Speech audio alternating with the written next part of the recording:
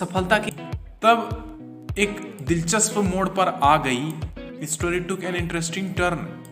एक रुचिकर, एक दिलचस्प मोड़ लेने लगी। कब? जब ए हैदराबाद फिल्म प्रोड्यूसर, एक हैदराबाद का फिल्म बनाने वाला निर्देशक, director, producer decided to make a Telugu film. उन्होंने निर्णय लिया था कि वो तेलुगु फिल्म बनाएंगे, केवल सुधा चंद्रन की कहानी के ऊपर नहीं, बल्कि उसे ही उस फिल्म में एक कलाकार के रूप में स्वयं का किरदार निभाने के लिए उन्होंने ये निर्णय लिया। तब ये इस कहानी का असली मोड़ सामने में आने लगा। एक उसकी अमेजिंग सक्सेस स्टोरी, उसकी अद्भुत सफलता की कहानी के ऊपर हैदराबाद का प्रोड्यूसर, फिल्म बनाने वाला प्रोड्यूसर निर्णय लिया था, बताया था कि तेलुगु में फिल्म बनाया जाएगा उसके इस कहानी के ऊपर। न केवल उसी के कहानी के ऊपर, बल्कि उसे स्वयं को उसका मुख्य भूमिका निभानी पड़ेगी। ऐसा करके ये समय आ गया। मयूरीज success encouraged him to dub the film in Tamil and Malayalam and remake it in Hindi as नाचे मयूरी। उसके फिल्म का नाम था मयूरी।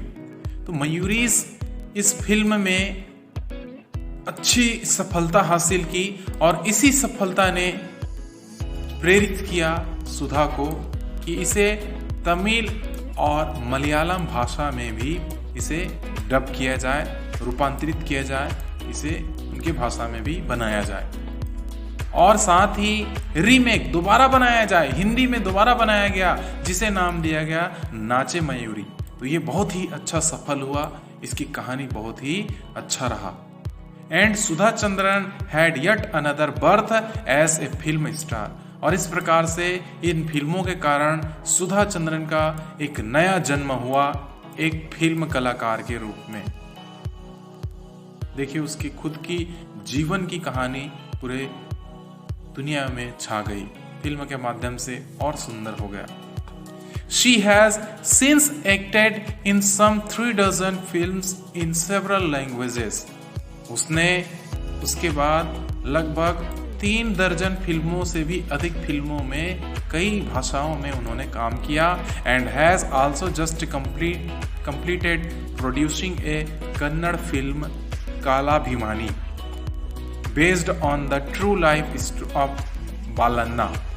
उसने इसी दौरान आगे एक और फिल्म को पूरा किया जिसका नाम था, कन्नड़ का फिल्म था जिसका नाम था बालाभिमानी।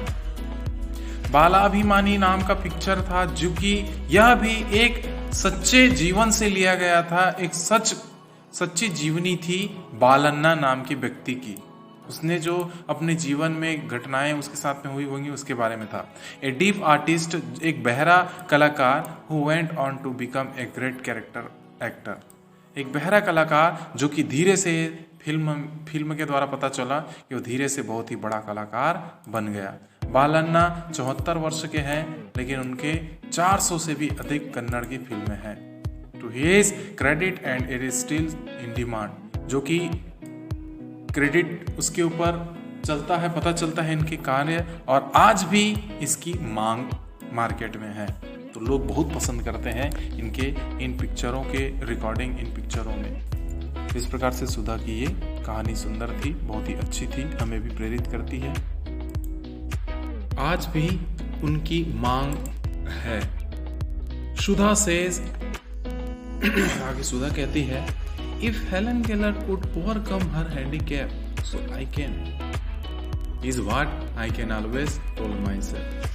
सुधा कहती थी, यदि हेलन केलर अपनी अपंगता से ठीक हो सकती है, अपनी अपंगता को हरा करके आज बढ़िया स्थिति में हो सकती है, तो मैं क्यों नहीं? सो कैन आई, इस कारण मैं भी हो गई, मैं क्यों नहीं कर सकती?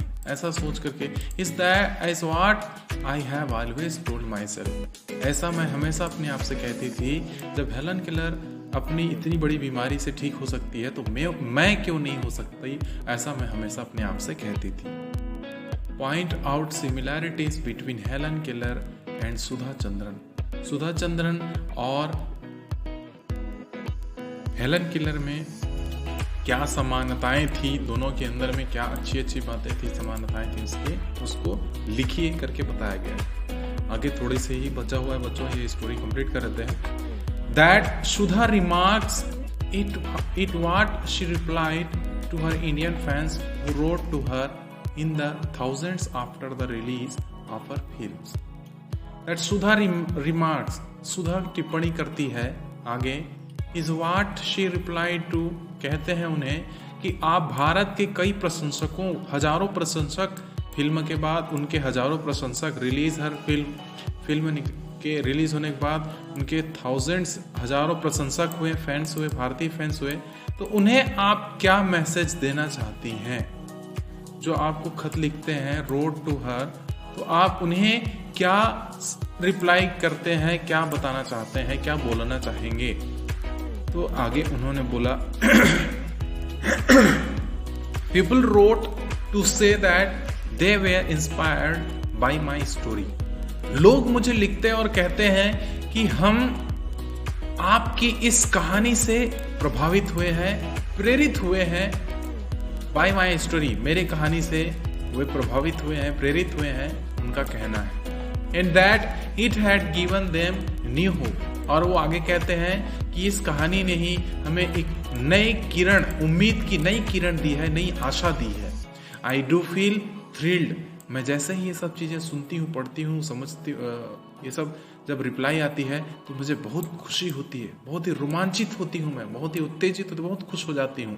That my message has got across, और इस कारण मैं सभी को संदेश देना चाहती हूँ।